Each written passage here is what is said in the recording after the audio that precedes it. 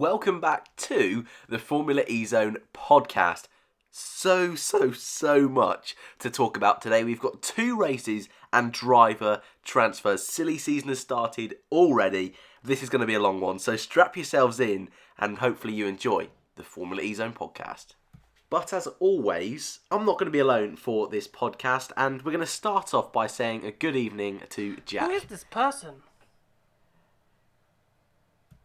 Yes, I'm sorry. What person? I know there was a third person that we did this podcast with, but it sort of disappeared. Yeah, well, hopefully I'm welcome back. You know that guy with D in his name, Dave? I think. Darren?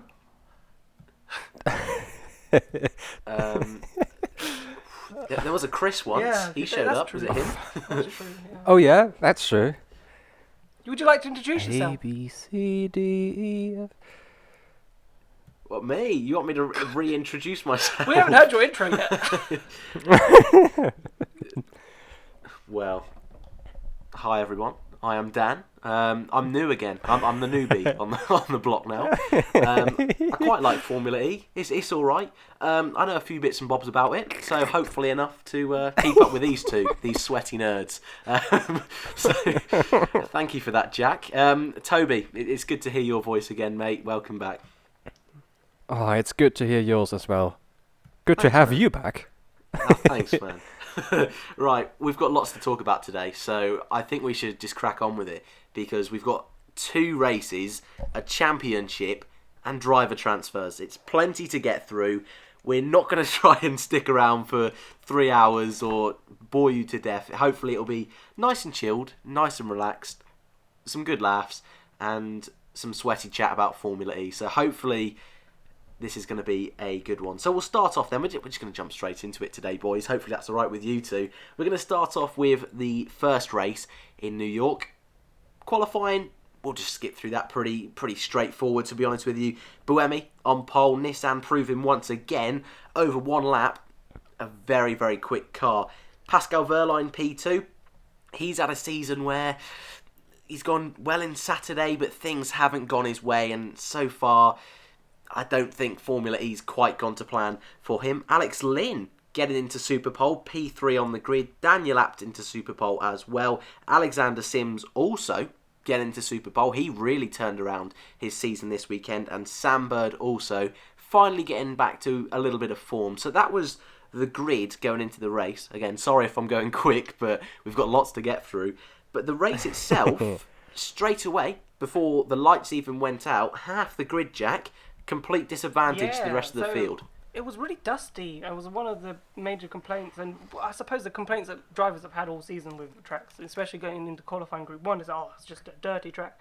But New York, for some reason, I know it's on the harbour side of Brooklyn, and it was the left-hand side off the racing line was incredibly dusty, and you could see visibly when, even during the practice starts in practice, that left-hand side, that dirty side of the track, they were just not getting off the line. They were really struggling for grip, and those who were starting on the right-hand side, where pole position was, were already halfway down the straight, and they're pretty much getting ready to go. So those people starting on it would be the even number side, were at a real disadvantage, and which happened to Pascal Wehrlein off the start, because he got jumped at the start.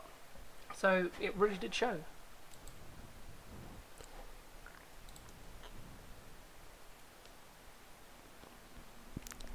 No one has much to add to that, I think.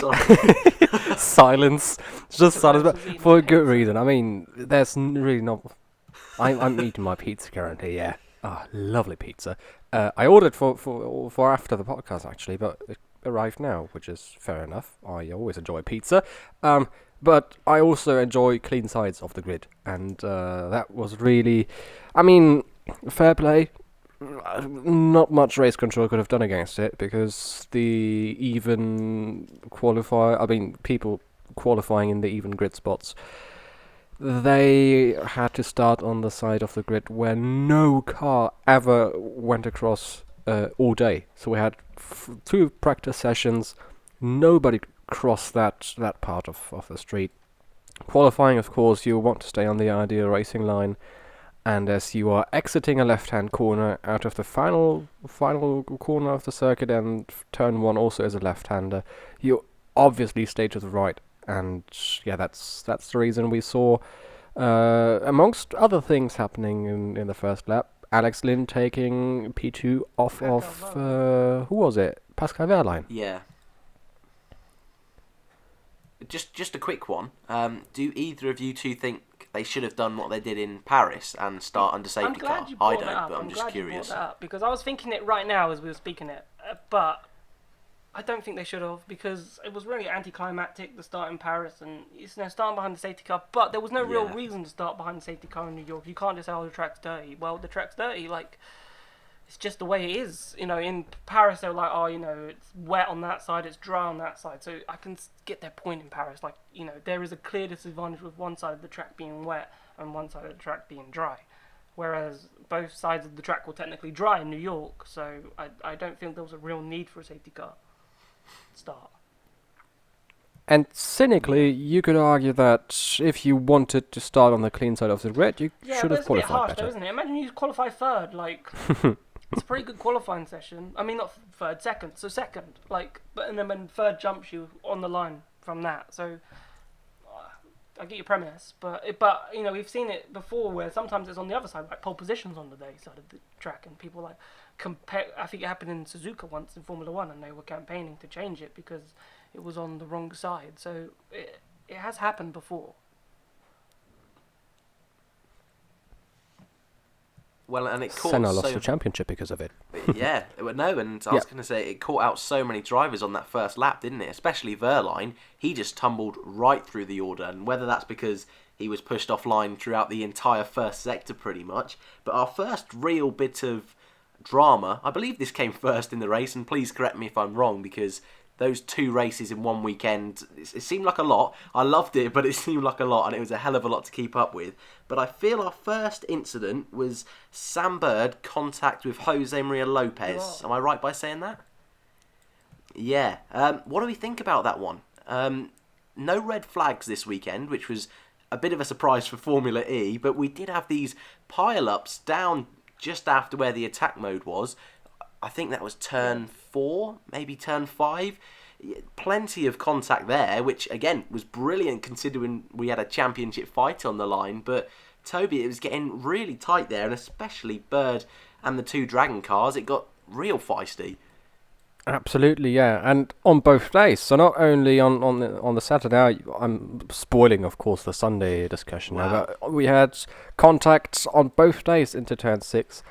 And even in qualifying, we saw drivers spinning there, because turn 6 is a corner where you can win a lot of time by going aggressive and braking late. It's a typical, kind of, it's not even a hairpin, but it's a 90-degree left-hander leading into a hairpin, so you really have to slow down for it, and you can win a lot of time by braking late.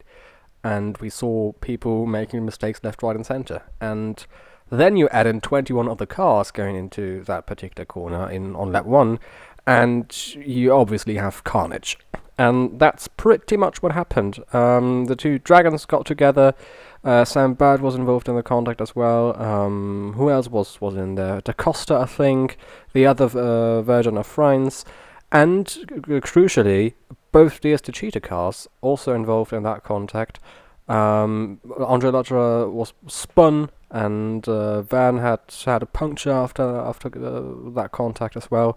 So a lot of drama on lap 1 in turn 6 already. That was crazy. It was really, like, unfortunately Sam hit the back of Jose Maria Lopez, and he did get a penalty for it. I think it was 5. Was it 5 seconds or was it 10? I can't remember now off the top of my head. I've written it down somewhere. I think it was 10. I thought 10, but I could be wrong. Yeah. Look at your notes, Jack. That might help. Which he got a penalty for, and we'll get on to 10. A bit more of a discussion of that later in the race. But it kind of was his fault. He did sort of just spin him round. But having, that's the problem with, qualifying in the middle of the grid, and that's probably why qualifying, I've had my complaints about qualifying, but where qualifying works is that, it can catch you out, and it caught Verne out.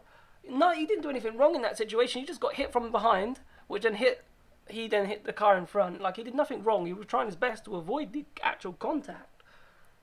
And he ended up with a puncture and, having to pit to replace. In Formula E, you don't pit. Like, his race was effectively ruined at that point. And it was down then to the others to actually try and make places because of the Group 1 and because of the dustiness of the track.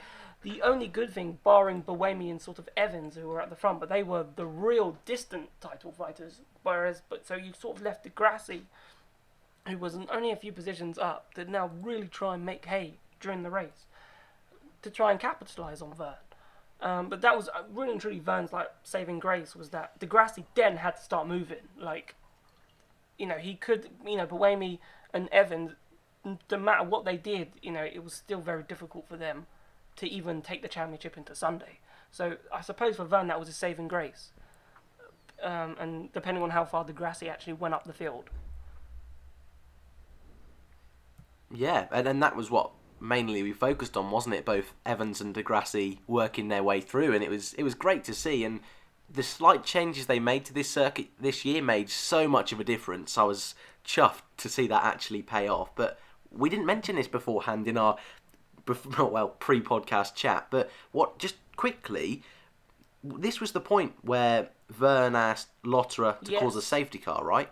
And this was interesting. Yeah, what do we think of that? Actually, I spoke Tobias, right? You're more analytical. You're German, okay? So you go first, and then I'll over. I'll try and keep it simple, right? So both Vergne and Lotterer were far behind the others racing at that point, around 50 seconds behind the field. And they were in no man's land. No chance whatsoever of actually getting a decent result out of the Saturday race. So Vergne tried to do a thing that he said any other racing driver would do. He saw that his teammate had a lot of damage. He had a broken front wing and nose cone and punctures and whatever. Lotterer had a lot going on his car. And Vergne saw that, and not even allegedly, he asked his team, point-blank asked his team to, quote, tell Andre to stop to bring out the safety car. And he asked that over the team radio, which, as a matter of fact, is public, and anyone can listen to it. We didn't hear it on the world feed, on the TV, but if you tune into the official Formula E app, they have an option of making all team radios available in lifetime. So you may hear some swearing on there, but you can listen to what all the drivers are saying in real time. And that only emerged halfway through the Sunday race. Funnily enough, we didn't hear anything about it on Saturday because no one said a word about them hearing what Jeff said earlier.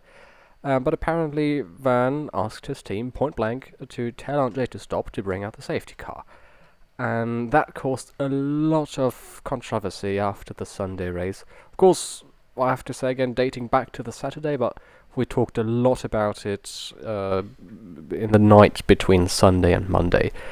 Vergne argued that, and I'm quoting the official FI stewards decision here, that, quote, he knew that car 36, which is Lotterer's car, had sustained damage in an incident in turn 6 on lap 2, and he had a broken front wing and had lost time as a result, such that it was no longer in sorry, I was thinking Lotterer, but the car, was no longer in contention for points to finish in round 12. He held concerns for his safety and that of other drivers due to the debris on track, and made the request to his engineer that car 36 be requested to stop for that reason only. Interesting. Do we believe him, or do we believe the quotes he gave to our dear colleagues at Autosport after the race, in which he said on the record that any racing driver would have done this and asked for their team to stop the teammate on track and call the safety car.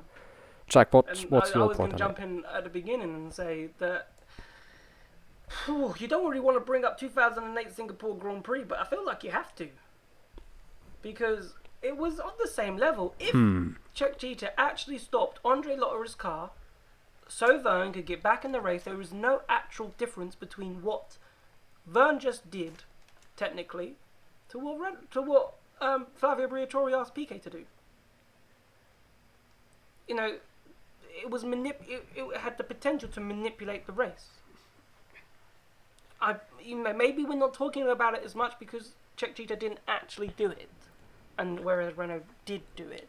So maybe they might say it's hypotheticals, but he asked. Whether you like it or not, whether you're a fan of Jev or not, and I think Jev is an amazing race driver, and you know, to do what he's done in Formula E has been like superb. But I was shocked because you're really running the risk of being disqualified. He could have been anything could have happened. If you want to cheat and manipulate a race, like this penalties, the sanctions can be quite serious on that. That's also a very, very important point. His engineer didn't reply to the requests Jeff made. So I'm not the judge in this case. Luckily, I'm not the judge. But I think the outcome would have been different if his team actually replied to him and maybe even tried to stop Lotterer on track. The thing I thought about when I heard this story is it's a very difficult call for his team of engineers, because you have to keep in mind that Vergne has something to say in the team. He owns a stake in DS Techeetah, or not DS Techeetah, but Techeetah. He is not the owner of the team, but he owns a stake in the Techeetah squad. So it's not like Jeff has nothing to say on the administrative side of the team, and that's the thing that worried me. Luckily, you have to say, his team didn't reply. I think I was like, I credit Cheetah for not replying, because if they did reply, then you're opening a can of worms, and maybe. No, I suppose that you have to give them credit because they know what Jev just asked. Like, even those comments about safety, it's all like, yeah, I get your point, but that's just saying that to cover yourself in a sense. We all know really why Jev you asked him, because you want that safety car so you could pit and not lose any time. Because we did have a safety car in the race later, but Jev wasn't to know that at the time. Because let's imagine there was no safety car in that race. It doesn't matter where Jev was, he wasn't going to be in the position that he was later in the race. He would never have caught up. Yeah, I agree with you, Jack. What you just said a minute ago, I mean, he was potentially risking that championship, which even if he didn't get points on the Saturday, he still was in the driving seat to win it. I mean, look what happened to Schumacher. Can't remember what season, but when he got disqualified for arguably cheating, so that's a very fine line he was running, considering he'd almost wrapped it up anyway. And yeah, this is Formula E we're talking about here, and you never know what's going to happen. And as you just mentioned there, Jack, there was a safety car a little bit later on, but I think I was surprised, and I think if I got this correct, I think you both are as well, because this just seems so unlike Vergne, considering it was a difficult day for him, but yeah, his championship to lose, and we've said that for quite some time now. But we will move on a little bit, and this safety car that did eventually come out was for Alex Lynn. I mean, what a turnaround. Yeah, well, I know. I know. I mean, what a turnaround he's had from this race last year, obviously being kicked out of Virgin after having an awful weekend, an awful season last year, to be totally honest. But he's come into Jaguar after Piquet leaving, got it into Superpole this weekend, and could have very easily got a podium. And I don't want to talk about him too long, but this was absolutely gutting, wasn't it, Jack? You can't catch a break, Paul Lynn. He's been amazing, and he deserves that Jaguar seat, and I really hope he gets it. Or if he doesn't get it, then it's on his terms. Like, he's decided that he didn't want it, or he wants to focus with Aston Martin. Like, he's made that decision to say, you know what, I've enjoyed it, but I want to do this. And that's what I'm focusing on. That's why I didn't take it, rather than Jaguar picking someone else. Because, yeah, maybe on paper, when you look back in the history books, the results aren't there, but that's not what the races are telling you. Like, he had a chance of he could have won that. He could have won. He had the pace to win that race on Saturday.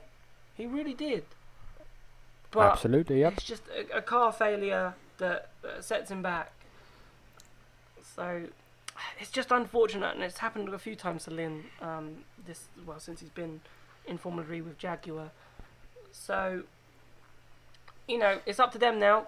I think he's done all he can do in order to try and get a seat for next season. I think it's up to either Lynn if he wants to do it, or it's up to Jaguar now if they want to keep him. Super frustrating. In any way, whether they keep him on for season 6 or not, super frustrating because he had such a good race, and I've talked about him a couple of episodes ago and said that he was improving from one race to the other. He was very, very quick in getting to grips with the Jaguar. Obviously didn't do a single lap before shakedown in Rome, and he was so quick to learn the car and so quick to not only to learn the car but to be on pace and to contest for race victories like he did in New York. And he's been one of the most impressive drivers of this season, I have to say. I mean, he only did half the season, but he was extremely impressive. And I would have been so happy for him. I mean, objectively happy for him, because he deserved that podium. Not much we can change now in hindsight, of course. We couldn't have changed anything while it happened anyway. But it was an MGU failure. He said it on the team radio as well. It had something to do with the coolant temperature. Not exactly sure what happened. Maybe it leaked and I'm not really sure. It was a sensor saying the coolant temperature is too high, and Jaguar had to replace his MGU for the next race, for the Sunday race, which resulted in another 20-place grid drop. So on paper, he had a disastrous weekend, but it really was a great one for him. And I'm gutted for him. He would have deserved that podium so much. Yeah, I mean, the only saving grace for the team was through that safety car. It gave Evans a chance and DeGrassi as well, but it also brought Vergne back into the fold. And I suppose that's the final big talking point from this race, except the winner. We'll talk about that quickly after this. But big smash, absolute big smash. I always love a big smash in a Formula E race, but this one was pretty meaty, to be honest with you. Felipe Massa, well, bit of an awful weekend, to be honest, from Felipe Massa. I don't know where his head was at. Vergne, arguably, a little bit brave, trying to fight Massa in that, it was the very last lap, wasn't it? A bit brave, considering any points can secure you the championship. But I'll start with you, Toby. This crash really could have changed things, and Massa was lucky to get away with that penalty free. Absolutely, yeah. Good question, actually. I have the impression that me being able to read articles in 2 languages is a big advantage here, because German media's mostly blamed Vergne for the incident. Oh, okay. And English media mostly blamed Massa for the incident. Very interesting. I'm okay with the race direction calling it a racing incident, because, as you say, Vergne was very bold into, maybe frustrated as well, but a very late lunge it was from him, and he had to try something. I mean, no, he didn't have to try something, but he tried something. Tried pulling out something out of the hat. Wouldn't necessarily say that the move was necessary in that kind of situation. He was running in, I think, P12 it was, and Massa was 11th, so wouldn't even have earned points for that. Very weird. As I say, I'm okay with the race direction calling it a racing incident, but generally speaking, Massa didn't have the best of weekends, didn't he? Maybe he was frustrated as well. We saw some more moves by Massa on Sunday. He blocked Gary Paffett on his qualifying lap, or any practice lap, I think, on Saturday as well. So he he had a weekend to forget in general, and that only, was the icing on the cake, that incident with Vergne. Yeah, I can see maybe how the German media, as you say, maybe looked at Vergne as sort of the person who was at fault, because you could argue that Vergne then sort of got the move sort of done, Massa was on the inside, and Vergne sort of like chopped him off as he went in, so Massa didn't have much room to go at the time. And I've seen it again. I still think, well, Massa could have backed out of it. Like, Vergne was technically ahead, and Massa technically just drove into a wedge. No, and I felt like he knew he was driving into a wedge, and it just sent him spinning. But that's Formula E, isn't it? That's why we love it. But this is the problem I have at the same time. I love it, and I think we loved it, and it's that drama, that excitement, that like, oh my gosh, gasp moment. I was texting my friend, and I was like, I just did 10 wows, because I was trying to persuade him to make sure he was watching the Formula E race. And I was like, you watching it? Just like turn it on for last 10 minutes, because it was crazy. Like, it was a great race. And then after that incident, I just texted 10 wows, because I was just shocked. It's just, I don't know how many times I get to an end of a Formula E race and I have to write a report, and I don't know how to write a report anymore, because I'm just flabbergasted from what I've just seen. And I'm like, how on earth am I supposed to put that into words? And your brain has to think for a moment, and then probably 10 wows was like, brain processing. That should have been your race report. 10 wows. Wow, Like, wow, wow, just- wow, Wow, wow. wow. I think it probably had the same merit. But, I mean, yeah, it was probably a needless move from Vergne. Probably, nothing to prove. But it made it exciting. But at the same time, as I said, to get to my point where I have a problem is that all these crashes, all these smashes, yes, they're amazing. Yes, they're on street circuits, and that's how you can argue it. Well, there'd be a lot more crashes in Formula 1 or any other sports series if everyone was racing on a street circuit, which Formula E does. But then you get those, the critics, and you get those Twitter comments where it's just amateur hour. And, when you reflect and you look at those pile-ups, and you see how some of them are caused, and your heart sinks a little bit. Like, when I watch it back, you just go, it's not, at the time it's adrenaline, and when you're watching it, it's amazing, but I feel like when you watch it the second or third time back to sort of analyse the race, I think at that point you're like, whoa, I don't know if it's not high quality driving. yeah, especially with what D'Ambrosio did. Oh, that was amazing. Well, best That was overtake of the amazing. season, but Like, boom, I'm over. But See, yeah, like, you're right. Like, and the camera picked it up at the perfect time, just suddenly just going It's over like, the top. I'm not going to be stuck. I'm not going to sit here and think, you know what? There's a point on offer here. Boom. Yeah, and he got it, didn't he? He was in the point, so yeah, that was a good effort. I'm sure he was pushed over. I don't think I suppose we'll leave. I don't think he drove over. Like, I Yeah, don't know. no, we yeah. haven't seen I it. But think it was Gary he Paffett must that have hit been him. pushed over. He could not have just, you know what? I'm just going Yeah. to drive through you. Yeah, he must have been pushed. Well, he's had a frustrating season, so I wouldn't put it past him. Shall we finish off race one then? We've been going for quite some time. I mean, race one, in my opinion, was more eventful than race two, and there were some awesome moments. But Sebastian Buemi winning a race, it still seems crazy. Finally! Yeah. I mean, season 3, wasn't it? The last time. That's so bizarre. I mean, I don't know which one of you wants to start about this, but I thought he thoroughly deserved this season. And Nissan, I've been saying all the way through, I think they've got so unlucky. Several times, Sanya they could have won, Paris they could have won, Chile they could have won, and they've just got unlucky. And sometimes that just, being the rookies on the field, well, if you want to call them rookies, but it was just so nice to see them finally on that top step again. 25 races. Wow. 762 For Buemi, days that's since the last Good fixture. stats. Yep. Berlin 2017, that was his last race, and he had, of course, an amazing year that season 3. Almost became champion. Season 4 Probably should have been champion. had a couple of season if he podiums, finished but the race couldn't really. in New York. Yep. Oh, that was epic. Oh, I miss season 3. Anyway, He had a decent season 4, but couldn't really win.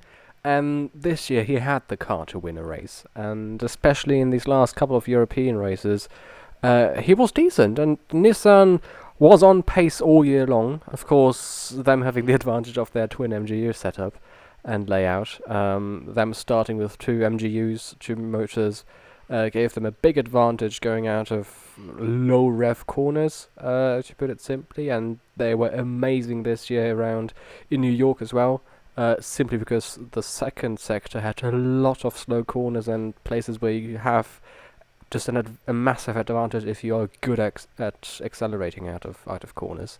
Yeah, and that was the big advantage for Nissan this year. And they had the car to win, and as Dan rightly says, they were so close to victory on so many occasions.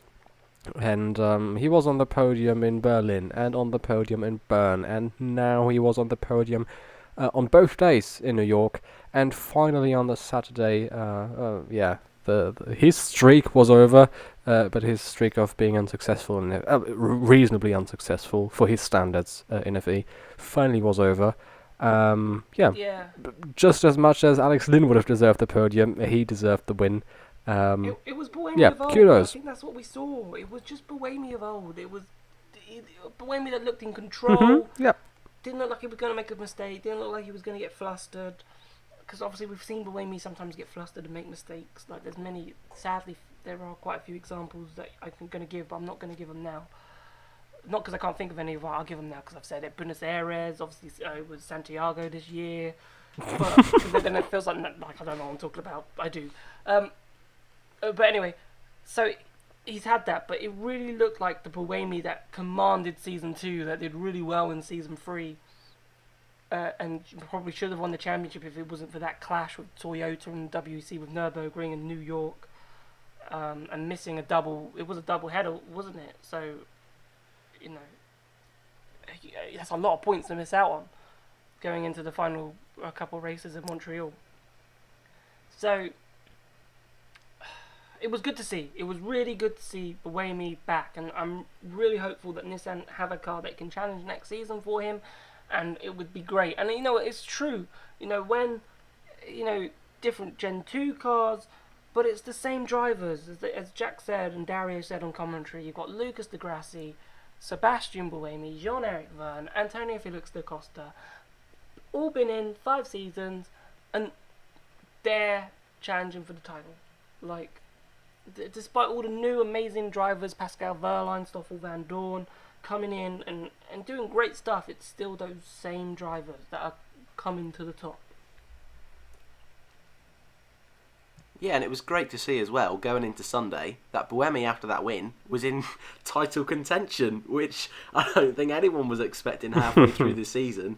And this last race, we'll move on to that now, because we want to talk about transfers as well at the end, but this last race, qualifying, really set us up for a brilliant finish. We had Vergne, Di Grassi, Evans, Freintz, I think, got into Super Bowl, didn't he? But Vergne, Di Grassi, Evans, the 3 main ones, outside the top 10.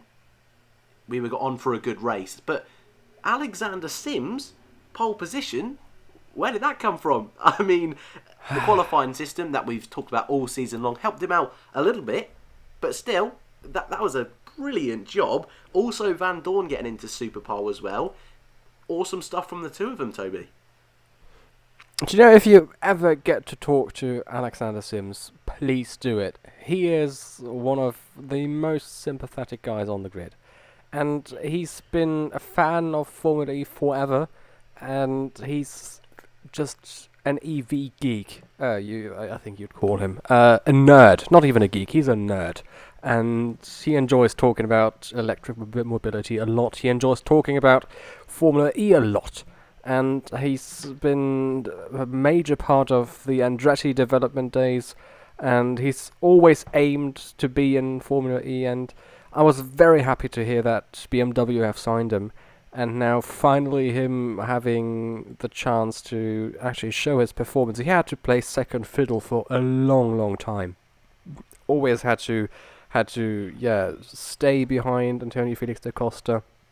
Sims could have been on the podium on Saturday, but BMW, did their Monaco team order and tried to help Antonio Felix da Costa to score P5 in the overall championship, which in my eyes makes no sense whatsoever. But anyway, Sims would have deserved that podium on Saturday as well. But he was strong on Sunday and got his first pole position. Very good to see, for the reasons I just listed. He's just a massive Formula E nerd and enjoyed this season so much.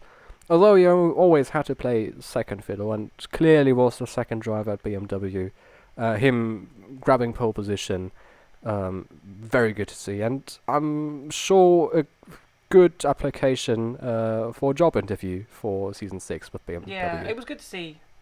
You've touched on basically all the points, but the only thing I wanted to add is it felt like at the start of the season there was that potential, obviously leading that Marrakesh race, and Sims always had that potential to do well. And I think you're right. After that Marrakesh, he sort of became second fiddle to Antonio Felix da Costa. So it was really great to him to finally just get that opportunity. And he's had a bit of bad luck as well. Some of it may be his own making with poor qualifying performances, or qualifying not where he would have liked, because he's been in that sort of Group 3 area where he could have had that chance to probably prove what he could do in New York earlier. But it was, as Tobias said, it was amazing. Just as I think it was like a weight off his shoulders. Like it was a finally, I can do this. I am quite quick. Like I have shown it. I haven't shown it in a while. Here I am. Yeah. This season would have been a season of would have, could have, should have for him if he hadn't scored that pole position. Yeah, I agree. So very good to see. Sorry, Dan, I cut you off there. No, that's all right. No, no issue. I wasn't really going to say much more on it because it was great to see, and I hope he gets that chance next season. But Jack, I remember a little chat we had in Rome, all the way back in Rome, and I know. Well, I think you'll like this. No, I can't remember what I said, and now I know it's bad, and I'm going to get done for it. And it's my... Well, it was a bit of a moan. It was a moan, but it was about attack mode. Oh. And that it was 2 uses, but we finally got a bit of a change. So I want to hear your thoughts on that, because I know in Rome that was really getting on your nerves. Well done. What do you want me to say? Well, it didn't make much difference, did it? You know what? There's just like someone in the desk at Formula E went, Bob, you know what would be crazy? What happens if we give them free attack modes? No way. Free attack? Are you sure? We've had 2 all season. You know what? I fancy it. Right, let's do it. Free. Right. We'll go for free attack modes, please. Like what? Why? Just make it more juicy. It wasn't really like a race. It was still Vergne's championship to lose. It was just there as a gimmick, really, to make the championship a bit more juicy. Oh, look, you can use a bit more attack mode. Oh, yeah, great. I don't know if it was worth it. They might as well have just kept with 2 with 4. But that was what we were promised. We were promised at the start of the season to have variation. And we vary it at the last race to quote unquote spice up the championship. Was it necessary? I don't think so. Well, the teams had a lot of problems with it, actually. I mean, maybe not problems, but a bit of a headache going into the race.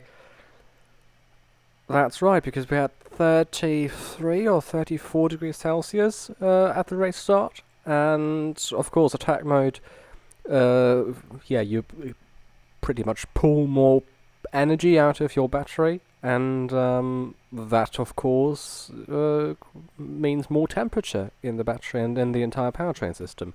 So teams were, in fact, struggling with their temperatures simply because of them having attack mode 3 times in New York. I found it interesting. I liked the idea. Especially, as you say, because we were promised variation, and we finally got it in the final race of the season. I was expecting it, to be honest. It's a double header. I was expecting them changing up attack modes in between Saturday and Sunday. I would have preferred, rather than 4 minutes, I would have liked maybe 5 uses of attack mode, but for 2-minute intervals, or you do it for you've got it for use of a lap, like. So, I would like it to be like that rather than the constant 4 minutes. Like instead, you've got attack mode, but you've got a lap to use it. Better get your move done. Like, rather than, because especially on the racetracks where it's like New York, Monaco, Paris, where where you don't lose anything for taking attack mode. So therefore, I think in those races there should be more emphasis on. Fine, you're not going to lose any time taking attack mode, but that means you've got to get your move done quicker. Whereas the tracks like Berlin, Marrakesh, Santiago, where you have to go round the outside, then I agree you should have more time because you lose more time and you've got to gain that time back. And like it's not a switch. So, but maybe in those races where there isn't, that much of a disadvantage going into attack mode, then, maybe we could shorten the length but give more attack mode uses. So it maybe equates to the same amount it's going to be of 2 minutes, 2 activations of 4 minutes, but we've just used it differently. Yeah, I mean, I suppose they're using it as a bit of a test for next season, aren't they? But Well, I mean, yeah, I don't really think it made a lot of difference, to be honest with you. But I like your idea, Jack. They listen to us. They listen to us. We've from the rules. Yeah. They listen. Okay. They changed attack mode for next year. They've given us more power. They're not going to activate it under the safety car. So someone's listening somewhere. Yeah, and I mean, you two don't have to comment on this, but I always have to. Fan boost made a difference this weekend. People made overtakes with fan boost, which I swear is the first time that has happened all season long. And Van Dorn wasn't the highest percentage Still got it, though. in the Sunday race. Wasn't he? Yeah, I mean, yeah, I think it was Degrassi. I mean, because he was in the championship fight, but he didn't actually get the most percentage. I know. So the bots were Maybe asleep. the bots were asleep. Okay. I love it. The bots were asleep. That's brilliant. They didn't have time. Well, the should we problem talk about the race is that then, they didn't but- have time to buy more bots, and the bots didn't have time to make it not look real, like it's broken, to put the votes in time for a day. Maybe that was the reason. Only got half the amount in. Now, but I'm probably sure Van Dorn does have a lot of fans. Like, I think even if there was no such bots involved, he'd probably still get it. But I've lost my train of thought. Imagine But next to season be fair, when he's give with Fanboost the Mercedes. credit. It did do what it says on the tin. Like there was some overtakes and drivers did use it well in New York, so that was good. But I'm not going to criticize Fanboost because Fanboost has its merits. But I don't know. Has the series outgrown Fanboost? Is Fanboost being monitored properly? When you do things like this, there's so many question marks around its legality and how it's being used, and unless you can confirm how it's been used, and we can see how many people how many votes each person has. Like that would be good for me. Like if they actually, because that would be really good for fans. Like I know it's a real hard thing to do, but let's say like Van Dorn's got 49,000 votes, right? And he's 7th, right? And he's not getting fan boost. And Lucas Degrassi's the last person in fan boost. He's got 51,000 votes. Then at least the people know, okay, you can see how many votes you need to get that person up there and actually make a difference. Because when you hide the numbers, then, you get that feeling that you wake up one morning, Van Dorn's 7th, and then you wake up, you go to bed, he's 7th, and you wake up in the morning and he's 1st. And you're like, how did he jump 10%? Like, what was 10% of the vote? How many votes was that? And it just raises so many questions. But wouldn't that be bullying the Neos and the Dragons and the HWAs? Because I doubt that, as much as I like Tom Dillman, I don't think he gets much of the vote. You can see that he's got le poids, and he can decide, actually, and he go on social media and say, hey guys, vote for me. But, do a bit of Lando Norris, start Twitch streaming, do something, because there's things that drivers do. Like Daniel Abt does and Lucas Degrassi do their post-race analysis thing, and they tell the drivers. Tom Dillman, I'm not dissing Tom Dillman here, but you brought him up. But like those drivers that don't, and Tom Dillman's not the only one, but those drivers who don't do any of that, okay, and haven't made it as far up the motorsport ranks as the likes of Stoffel Van Dorn, where you can easily get tons of votes because he was an ex-Formula One driver. Have you heard about the agag quotes he gave to Reuters a couple of days ago? No. He said that Formula E might change up fan boost and might stop using attack mode after all. And the quote was that they are now focusing more and more on attack mode, which makes sense obviously, and that not only FE is focusing more and more on attack mode, but also the fans are. And I think for the teams the as well, possibilities for the near future. Battery temperature. Maybe so if you have to maybe run not at a season higher 6, but battery possibly temperature, as we were talking about earlier, and you're using fan boost, you still have to speed up the motor somehow. So they maybe the teams don't want it so many times. Fan boost also increases battery temperature. Yep. But generally the idea for maybe season 7 or season 8, maybe starting with generation 3 in I think that would be season 8 or 9. Maybe then will be the time FE considers stopping with the fan boost thing and just continues on with attack mode. I blame you. So the plan is there. Sorry. We probably spent like 8 minutes you can blame discussing fan boost, right? And well, it's because I've not been here a couple of weeks. Sure I've got my did fan not boost go talk. 3 hours long, and now we're nearly there. Well, I didn't know you guys had so much to say on fan boost. Usually you just shoot me down and we move on. Yeah, because we shoot you down because we know what's going to happen.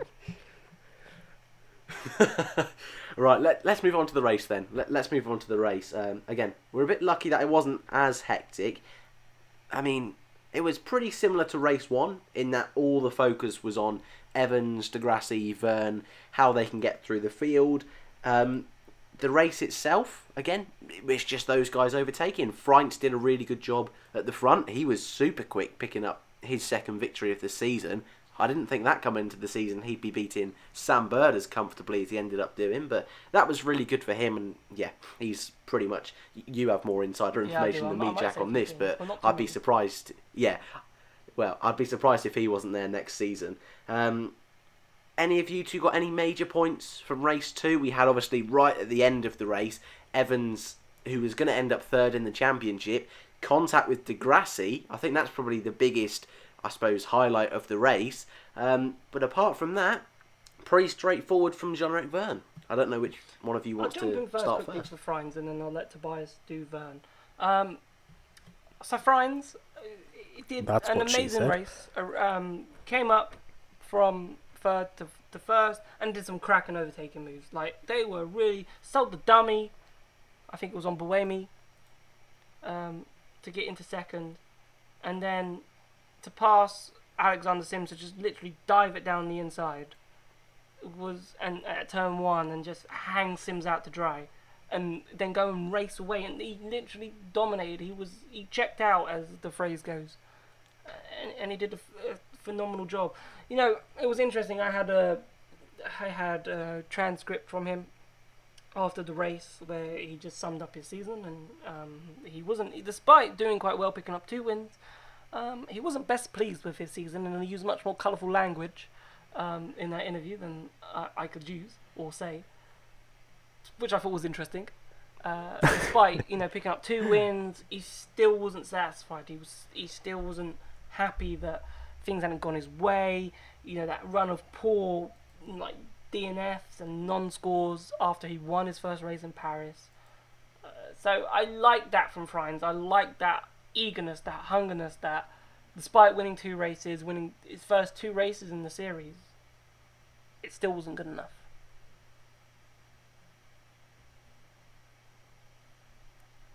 Like the mentality. He should keep that for next year. Just quickly, I know we're doing a season review podcast in a couple of days' time as well, or weeks' time, but Freunz's season, Robin's season, was amazing. Coming back from a year abroad, basically, not doing any of the FE stuff in season 4, and then bouncing back and heading into his second race back, Morocco, and almost winning the thing, being second there. Then winning in Paris, that was a chaotic race, and then winning again in New York. Very impressed by his not his debut season, but his first year back in Formula E. Really impressed by him, by the job he did there. Shall I continue on with Jean-Eric Vergne? Yeah, sure. Virgin won, we've had 6 races now in New York. They've won half of the races. 2 for Sam Bird, season 3. Yeah, France 3 out of 6. Today, 6 races, 3 wins. So Virgin seems to go really well in New York. They seem to, whatever it is about that track, they seem to really like it. Good stat. And now continuing on with Jeff, he didn't have the best of weekends. Just generally speaking, he didn't have the best of weekends. To be fair, it was less than not the best of weekends. He had a terrible 2 days in New York. Nul point for him as well. The entirety of the weekend. I love the Eurovision reference, but yeah. I did it earlier, so it just made me laugh. Yeah, I was. I know that you did it earlier. He started the race from 12th, I think, or 11th. Yeah. I think it was 12th, and didn't have the most spectacular of days, to be honest. He was very quiet all these 45 minutes. And took it very, not slowly but carefully, and kept out of the majority of the trouble, and then was running 9th, I think, when he crossed. When he crossed the timing line going into Sector 3, until the Evans and De Grassi incident happened, and he ended up finishing the race in P7. So even taking that into the equation, P7 isn't the result he could have hoped for, I think. I just said he had 0 points all weekend. That's, of course, totally wrong. He earned 6 points on the Sunday. Yeah, 6 points on the Sunday. But still, not the result he was looking for. But it was enough. And finishing 7th meant no one had a chance to beat him anymore. De Grassi should have been second and would have been second. Oh no, he wouldn't have been second had it not been for the incident. Buemi ended up in the second place after all that happened this season. He ended up second in the Drivers' Championship. He was 13th after Paris and had an amazing backhand of the season and ended up in second. Third, Lucas de Grassi. Fourth, Robin Frijns. Fifth, Mitch Evans. All of them were in contention going into this weekend. Another amazing thing about Formula E, we have to say. Just a spectacular setup for the finale. With 3 drivers still then having the possibility to win on Sunday. But it was Jean-Eric Vergne taking 7th in the race and 1st in a championship, defending his driver's title and crowning himself for the first time in F1's history as the first double champion of the series. Shall we clap and congratulate Jeff? He did what he needed to do. He simply did what he needed to do. Yeah. Come on. Let's all Jeff. clap. Please, don't leave me hanging. It was amazing. Thank you. But he just did what he needed to do. And full credit to him. I know you said he had a calm race, but I think after Saturday, that's what he needed to do. He didn't need to win the race. He didn't need to finish on the podium. Probably didn't even need to finish 7th. He just needed to cross the line in the points. And that's exactly what he did. I think, knowing that De Grassi was not that high up, gave him even more reason just make sure I bring home these points because this is enough. And I'm sure that's what the team was telling him over the radio. And he did what he did, and he fully deserved the championship. He's just stunning. He's just been brilliant, fully deserved. And I think Formula E drivers now have a real problem because we've got some top drivers in there. And I still going in, if Checo have a car, I still put him as my favourite. If I was to go to a betting shop now and put money on who's going to be the Season 6 champion, I'd put my money on Vergne. Big statement there. Big statement. I mean, he's the man in form, isn't he? So I suppose, yeah, he's going to be up there, isn't he? I want to be careful here because I know next podcast or the next couple we're going to be talking about all the drivers, so I don't want to, do too much overlapping. But I agree with both of you so much that Vergne definitely deserved it. 3 victories at the start of the season. Didn't get off to the best start at all after that penalty in the first race, and then went on a bit of a drought. But especially in the second half, he's been pretty awesome, and I'm definitely looking forward to next season where we've got 2 more races on the calendar. I did you miss that episode? I could be wrong there. Oh, sorry. Yeah, I did. Yeah, so that's going to be interesting, and starts a little bit earlier as well. I think at the beginning of November. No, so that's even better. It's 22nd and 23rd of November. Okay, well, still, November. Awesome stuff.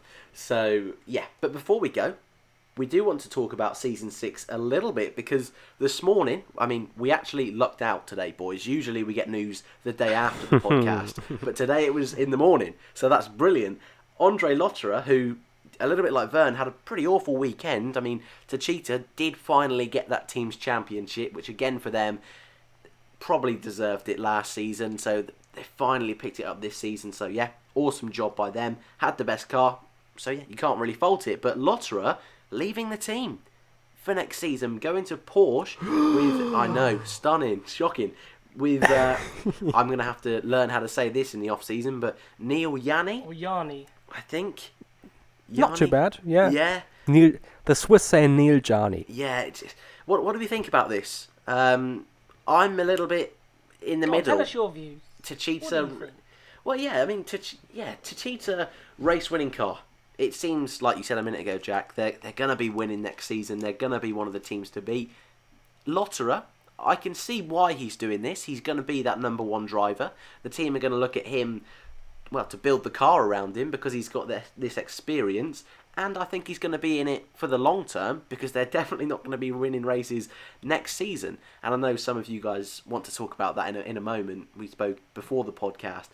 I do question it, though, from Porsche's side. I know he's involved in different series with Porsche, but Lotterer, in his first season, a little bit aggressive. In his second season, okay, he's been consistent, but to see him as the first driver and Neil Yanni as the second driver, I'm not too sure about that lineup. But then I suppose HWA in their first season took 2 rookies, so I'm cool with it. I'm really intrigued about the free seat, and I can't wait to talk about that in a moment because I think there's so many awesome candidates that could fill it. But I'm fine with it, and I think for Lotterer, he just needs that fresh start a little bit because he has been beaten by Vergne twice now, and he probably sees himself, and fairly enough so, as a top driver. So, yeah, it makes sense to me, but I don't know who wants to go next. Tobias? I can go ahead, yeah. It's a very interesting story, and it's a story that's only been developing in between Bern and New York. I didn't speak. I wasn't part of the conversation, sadly. But I've heard from my German colleagues who were speaking to him, and he was asking them all off the record. Nothing has been signed yet, and I'm not sure what I'm going to do because. And he put the question to them: where are you going to go? Are you either sticking with the team you have experience in, and you know you're going to be successful in, and you might win a race in next year? Or are you going to the big German name and the one he has been working for? It's only been a year. He's, of course, been an Audi driver before. Also a very interesting story related to that. I'll pick up on that in a couple of minutes. But, yeah, he posed the question to these colleagues of mine and asked them, what would you do if you were in my position? Do you either go for the big German constructor and manufacturer, or do you stay with your current team where you don't really see the possibility to become the first driver or develop yourself? You might win a couple of races, but does he have more of a future maybe at Porsche? That's the question he asked them. And at some point in between Bern and New York, the contract was signed. I think it's a bold decision, but it might be one turning out nicely for his career. We shouldn't forget that he's 37 already. I mean, 37. What's that? We'll be there But in terms of elite, yeah, we'll be there soon. You're right. But in terms of elite sportsmen and especially racing drivers, 37 is very old, and you are nearing your retirement if you're 37. And so possibly Andre Lotterer is looking for a place to not to end his career immediately after next season, but Porsche might be the place where he ends his racing career and then possibly carries on as an ambassador for Porsche or as a development driver for Porsche, similar to what Nick Heidfeld's been doing this year with Mahindra. He still is their third driver in a way. Yeah, and that might be an option for Andre Lotterer. He still has many years in him and many seasons in him and hopefully many wins and victories and championships in him. But he also has to consider the end of his career, and he sees the end of his career possibly being with Porsche. Now, the one thing I wanted to touch on is the Audi story, or my Audi theory. I don't have it confirmed as of yet, but I'm currently looking into that. Maybe someone from Porsche is listening to this and might be up for answering me this, but Daniel Abt had to wait a long time until his contract negotiations were finished, and he did get cold feet and was already wondering what was happening about his contract for next year. And my theory is that Daniel Abt only was signed after Andre Lotterer confirmed to Audi that he was joining Porsche.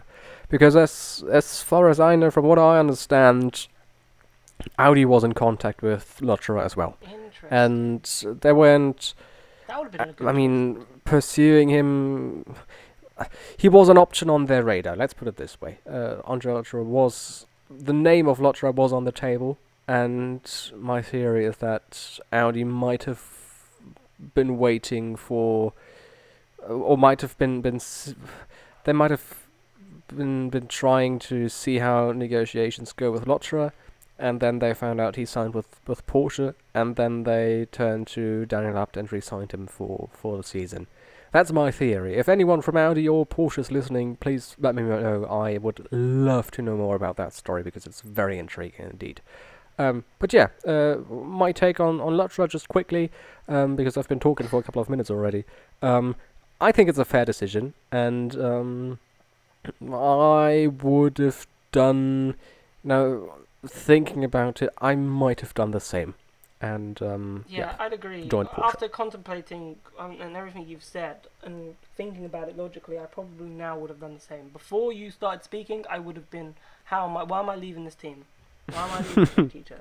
Because it's a front-running team. I could probably win next season. I'm more likely to win a championship next season. And you're right with the age thing, like it's 37, like... we're really saying that Porsche at the moment, like, is not going to be able... They might be able to fight for a win, but maybe not a championship. I don't think any of us are really convinced. Like, Mercedes, I reckon, could, jump Porsche quite quickly because they've got that year experience. Porsche tried to do the same with Dragon. It lasted one race. Neil Yarni did one race in Season 4 at Hong Kong. Or that double header.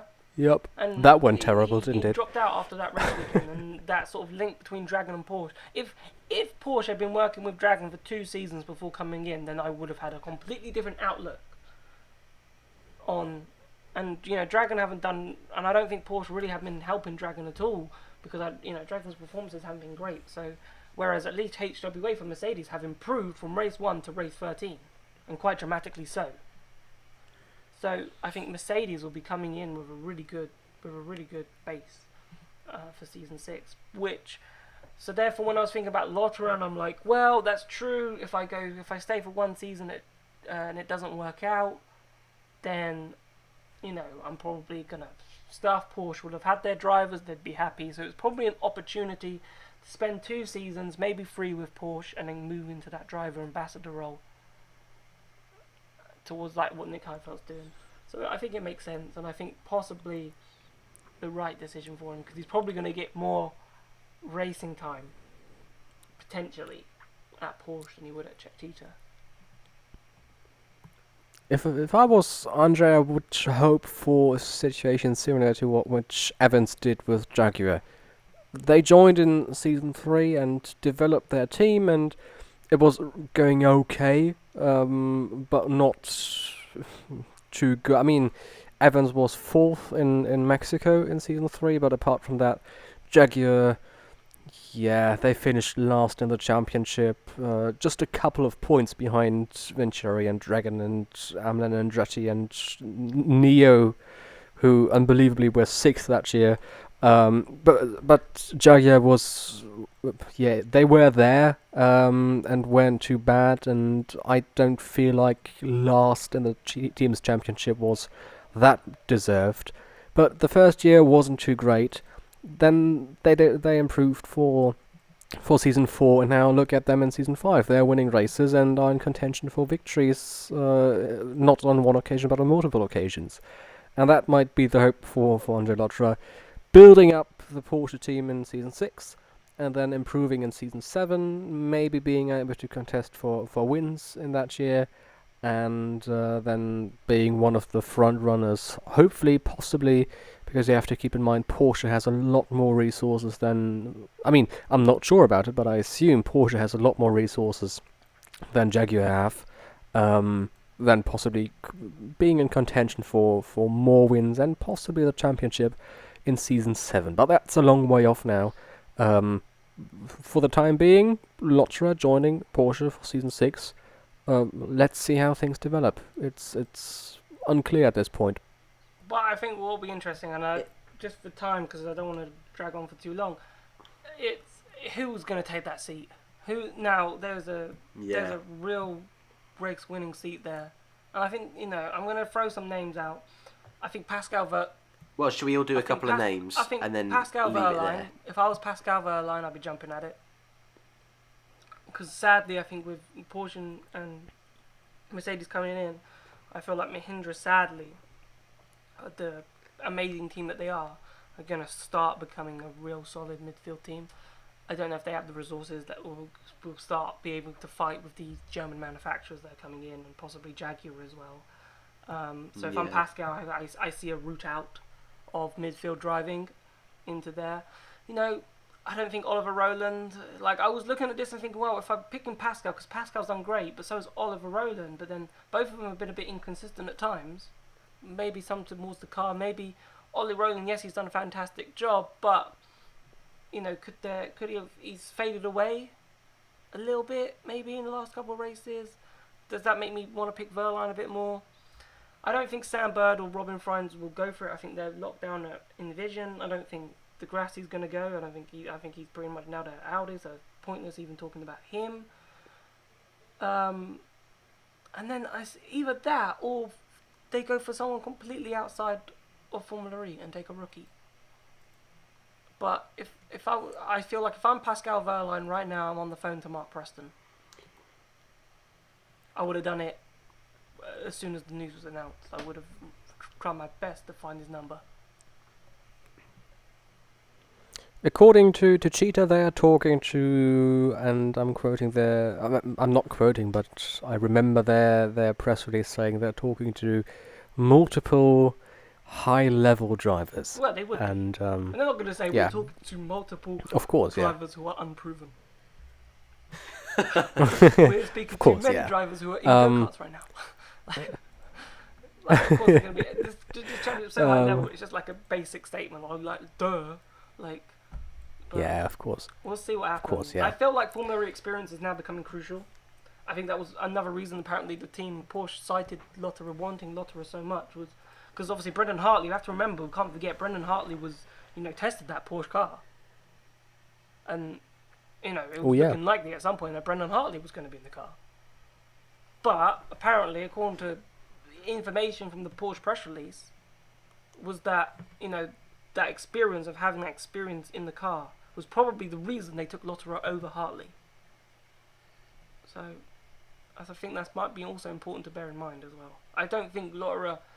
They might have come to Lotterer after they ruled out Hartley, or after they said that this is the direction we want to go in, and they sort of ruled out Hartley and went to Lotterer. And if Lotterer said yes, then Lotterer. If Lotterer said no, I want to stay with DS Techeetah, then maybe Porsche would have signed Hartley. Yeah. Word on the street is that Antonio Felix da Costa might have a shot at the DS seat next year. What do we think about that? BMW link. He's a BMW factory driver. I know, as we mentioned earlier, with before we started, with BMW sort of pulling out of WEC. But correct me if I'm wrong. I think it was just the Daytona 24 Hours that da Costa participated in. But he doesn't do IMSA. I know he doesn't do IMSA, but I think he has participated in some special races in IMSA. He might have done Sebring 1000, the 1,000 kilometer race as well. So I think he is in some special races in IMSA for BMW. So I feel like he's more of a BMW factory driver, and BMW are in a good position to fight as well. They are. I mean, he's won races for them this year, hasn't he? He did the Le Mans 24 Hours race this year and last year as well, and was racing in Blancpain GT Yes, for he's BMW definitely in done. 2017. I'm just checking now because I haven't got it, but I just want to know, has he raced in... I'm pretty sure, because I watched Daytona, and I'm pretty sure I saw da Costa's name for BMW. I think he did. So, as I said, so even in the IMSA, they're not going to call on they're calling on a factory driver. I'm just scrolling down good old trusty Wikipedia. So World Endurance, 24 Hours of Le Mans. Unless I've gone past it, it's not on there. So maybe I read someone different name, or it's not on Wikipedia. I know it's not the best, but it's just something quick. But I'm pretty sure I've seen his name somewhere in one of those big races in America. Yeah, he's out and about in the racing world, as many drivers are. But the rumor in the paddock this weekend was that DS Techeetah are talking to Antonio Felix da Costa, and that Antonio's manager, Tiago Montero, WTCR driver, or WTCC, is he racing? I'm He's still pretty racing. sure. I haven't Tiago. kept up with the World Touring Car Championship, but last I watched it, he Okay, was still there. so formerly I know he was a WTCC driver, but not sure if he's a WTCR driver anymore. But the Portuguese guy, he's managing. That guy, he was in Formula 1 for he's a minute. managing. That guy, that Portuguese guy, you remember him? Was he? Oh yeah, okay. Yeah, he's the manager for Antonio Felix da Costa, and he was talking. Apparently, was talking to. I wasn't in New York, sadly, but he apparently was talking to managers from Techeetah. I thought it was a very vague rumor for most of today, until our colleagues at eRacing 365 reported about it.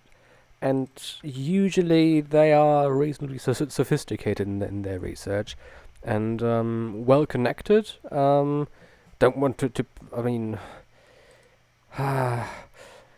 they've been wrong before, but they are right a lot of the times as well. That's what I'm saying, probably. Yeah, I understood it to be a very vague rumor over the weekend, but today eRacing 365 did a story about da Costa being linked to the DS Techeetah drive. A name also up in the air was James Rossiter. He, of course, is the reserve driver for the team. I've heard about him possibly joining the Techeetah team in the Jaguar IPSE trophy next year.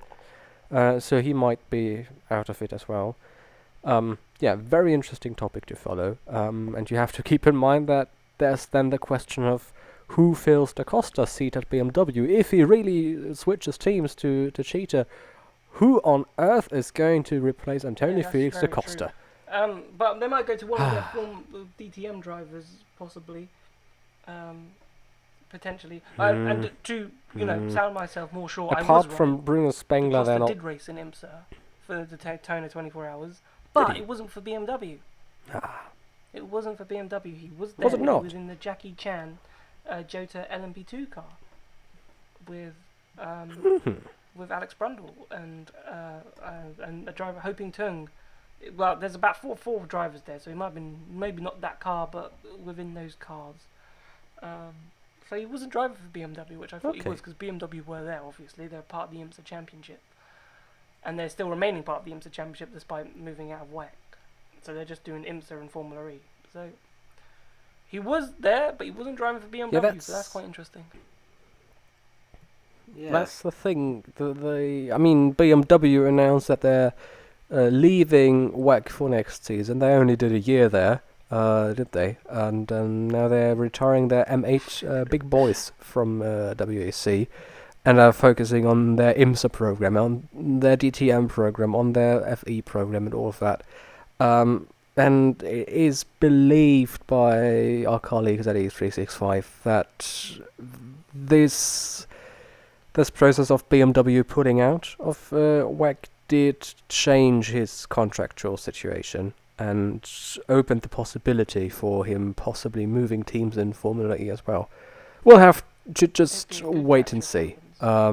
It's all rumours. I have to remind our listeners of that as well. It's all rumours that we've been talking about. But there are news pieces out on the interweb saying that Da Costa is linked to Diaz Techeetah. The only thing we know for a fact is that Lotterer is leaving Techeetah and is moving to Porsche alongside Nirjani.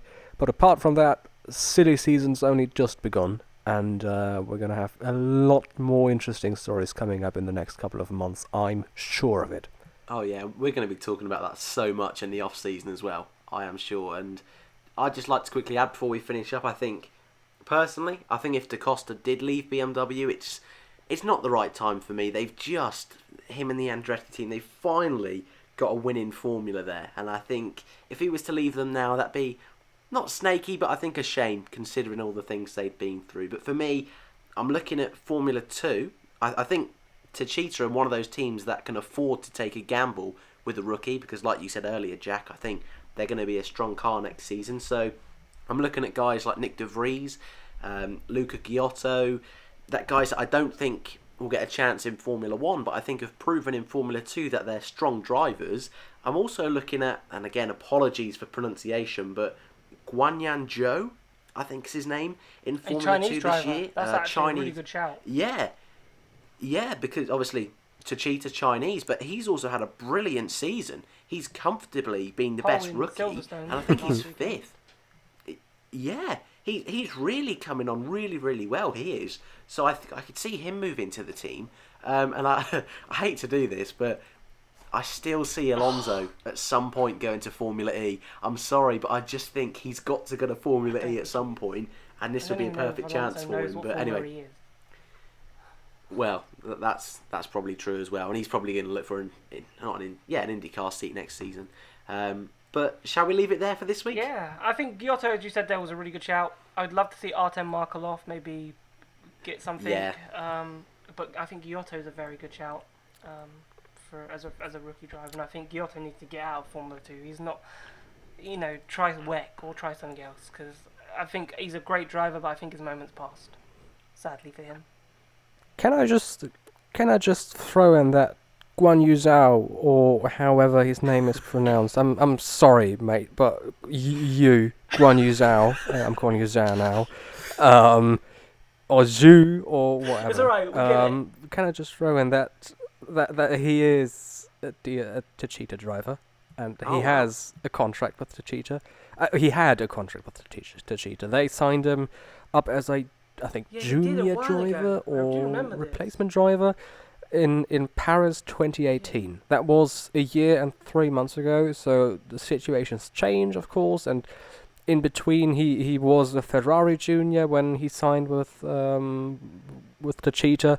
Obviously, Vergne being a part owner of Techeetah, he also is part of the Ferrari Academy. Zhao, or whatever his name is, was ousted by Ferrari and has now joined the Renault Academy, so that situation might have had an impact on his contractual situation with Techeetah. But he was in Paris last year and was announced as their junior driver and development driver, and I think that's one thing. some driver who's not their first lineup, whatever. Yeah. But he's been part of the team. I'm not sure if he is, but he used to be wearing Techeetah clothes. He wasn't just a fan wearing Techeetah clothes. Oh, never mind. And if someone listening is Chinese, please send us an explanation as to how to pronounce his name. Please do. And if you've got any questions for that matter, please feel free to get in touch across our social media platforms. Formula E Zone, your best place for all Formula E news and gossip. Thank you so much for listening. It's been a long one today, so if you've made it this far, please, if you're watching on YouTube or listening on YouTube, feel free to subscribe. Thank you for watching, and we'll see you next time for Season 6.